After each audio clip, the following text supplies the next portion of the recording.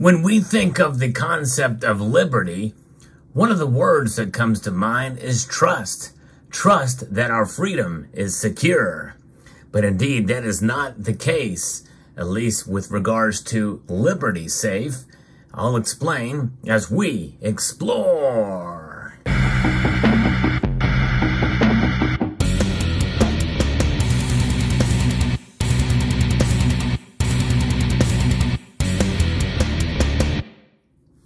Some of you, like I, may have heard about the news of a January 6er that has just been arrested recently after 2.5 years. It's kind of strange that this is happening. There's still arrests being made in this matter, yet there's still not arrests being made against the attack on federal property, courthouses by Black Lives Matter, Antifa, and other organizations, especially during 2020. In fact, where all the rest for the CHOP zone, declaring independence from the state and of Washington and Seattle and the like. What about those arrests? We don't hear about those, but we're still hearing about January 6th arrest. But that's an aside the point, but related because there has been a breach of trust with Liberty Safe.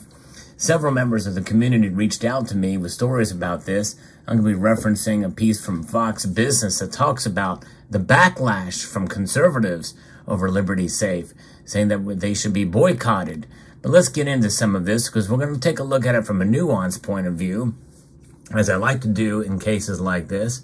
And by the way, the display that you see here are coins and a medal that relate to liberty. It's a concept here in the United States where the government protects your freedom. Liberty is essentially government-sanctioned freedom. And this is why the word is on all of our coins. It's a matter of respect. But of course, our three-letter agencies have been weaponized against the very concept of freedom and liberty. It's being breached every day in this country based off of what we're seeing. It's been weaponized, and we are slowly becoming a banana republic. Actually, I take that back. It's happening at a faster pace these days. And this is an important story no matter what your political view is, because so easily could the tables be turned in the other direction. The pendulum swings one way or the other. And in either case, when your freedom is under threat, then that means that it is a problem for all Americans. And in reality, for freedom-loving people around the world that have democratically based governments, but especially those who are republics, because when you have a republic, you have representatives that are elected by the majority in districts around the country. And that's why I like the idea of a representative republic to protect us from, in a sense, mob rule or just pure democracy, which is never good for any kind of country. But popular gun safe company Liberty Safe is now facing intense backlash after providing the Federal Bureau of Investigation with the passcode to a customer's safe at a law enforcement agency's request.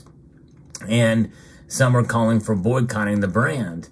Outrage against the Utah-based safe manufacturer began last week after conservative commentators Keith and Kevin Hodge, known as the Hodge twins, posted the revelation on X, which is formerly known as Twitter. And if you've not seen the Hodge twins, they have amazing videos, and they're actually pretty funny. I've kind of been following them for quite a while, but they say last week a friend of ours was raided by the feds over January 6th, Nathan Hughes, and he is from Fayetteville, Arkansas.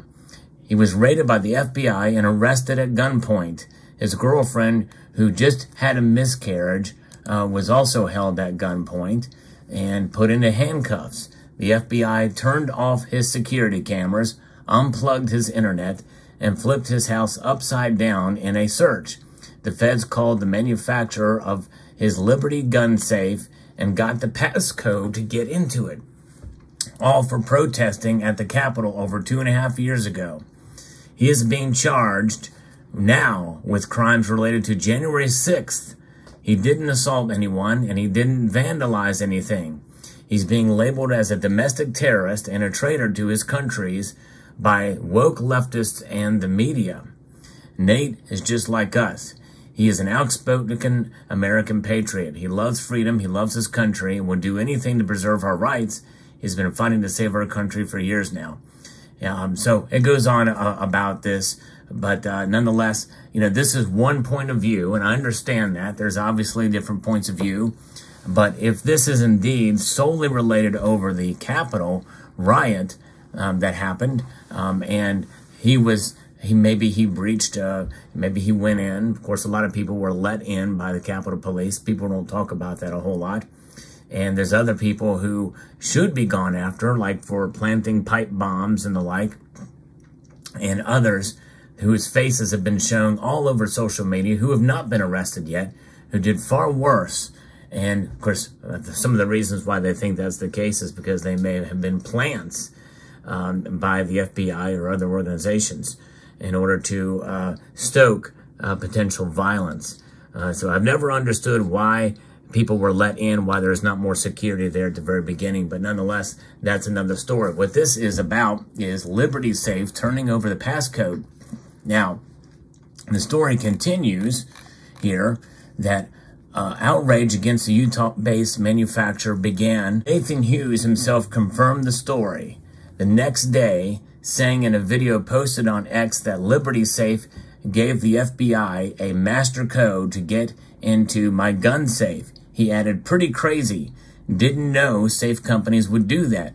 So I feel like a lot of our gun safes are not actually safe. And he's not just talking about Liberty here. He's talking about any of their gun safes. And by the way, many people store their precious metals also in gun safes. There's safes that have multiple purposes, and they have multiple shelves, can be meant to store guns, but also any other valuables as well. And it could be important paperwork. But many in the precious metals community, well, they have safes that can store both. Liberty Safe admitted in a statement Tuesday that it gave the FBI the access code to the safe of an individual for whom the FBI had a warrant to search their property after receiving the agency's request on August the 30th. Liberty Safe is devoted to protecting the personal property and Second Amendment rights of our customers and has repeatedly denied requests for access codes without a warrant in the past. The statement reads, "We do not give out combinations without proper legal documentation being provided by authorities." But that statement did not appease Liberty's critics, who immediately began calling for boycotting the company, pretty much in the same fashion as Bud Light, which had suffered substantial losses in sales after we know the story there. But absent a court order, you weren't required to give them anything. Sean Davis, co-founder of The Federalist, replied in response to Liberty's initial statement. This is not just a warrant, it's got to be an actual court order. You voluntarily gave out a combination over a warrant per your own release that didn't apply to you or your property. Maybe start marketing your stuff as Bud Light storage. And then we also have another person say, no safe company should ever have access to the property of their customers, let alone sell them out to the feds. It is an unbelievable breach of privacy. And they say, given the Bud Light treatment as well. Now, Liberty X's account has been continued to be bombarded with messages from users on Wednesday, angry. And late that evening, the company posted a 3-page statement in response to the pushback and announced changes to its policies. So that's just it. It's good to hear that they are responding. Of course, it took a couple of days to happen, but in reality, they probably should have done their homework first about this as to how they can, especially considering the politically charged nature of the case. The company said in its statement that it had long adhered to industry standards by maintaining a secure database of factory-set combinations as a courtesy to customers who might need them for various reasons. But that effective immediately existing customers may visit the website to fill out a form to have records of their access codes expunged. Yeah, so if you have access codes, you can have them expunged on their website there, through their website. We have also revised our policies around cooperations with law enforcement. Liberty statement reads, going forward, we will require a subpoena that legally compels Liberty Safe to supply access codes but can only do so if these codes still exist in our system.